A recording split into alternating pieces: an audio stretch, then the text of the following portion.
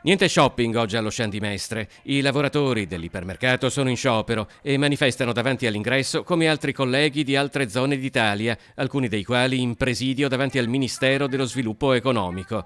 L'avvertenza per l'acquisizione di Conad dei punti vendita del colosso della grande distribuzione francese crea più di una preoccupazione sul futuro occupazionale del personale. Il punto è oggi dare continuità occupazionale a questi lavoratori e queste lavoratrici. Questo è il punto di confronto sul quale si sta aprendo in questi minuti, credo, il tavolo al Mise a Roma. Quanti posti di lavoro sono in ballo? 18.000. Qui a Venezia?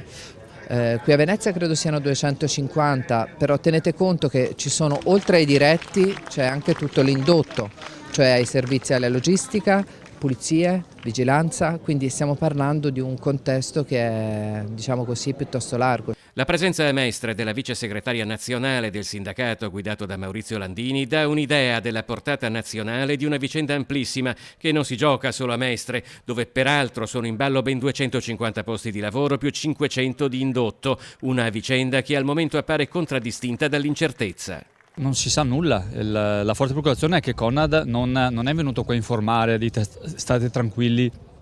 Qui addirittura a Mestre si parla di chiudere un piano, ci sono persone che vengono a prendere le misure, quindi se chiude un piano lecita la preoccupazione dei lavoratori di dire ho paura del mio posto di lavoro, certo. Dopo 6 incontri a livello nazionale non abbiamo nessuna risposta da Conad. Quindi diciamo non è molto ottimista.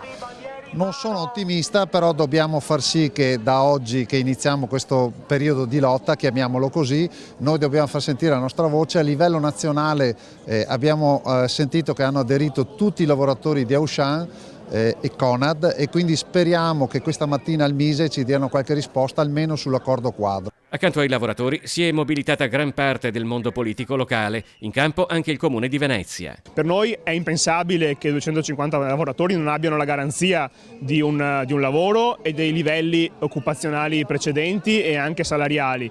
Su questo siamo già impegnati, nelle prossime ore partirà una lettera a Roma scritta insieme ai sindacati per chiedere al Ministero dello Sviluppo Economico massima attenzione su questo tema, così come già nelle scorse ore abbiamo parlato con la Regione, la quale è disponibilissima ad attivare un tavolo a supporto anche del Comune per chiedere appunto al Governo di non lasciare soli i lavoratori a gestire questa avvertenza a livello solo locale.